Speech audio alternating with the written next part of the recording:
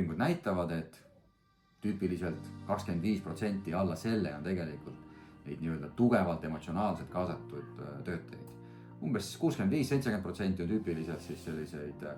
tugevalt mitte kaasatud, kes saavadki oma tööga hästi hakkama, aga nende fookus ongi rohkem selline individualistlik lähenemine, minu töö, minu vastutus, minu tulemused.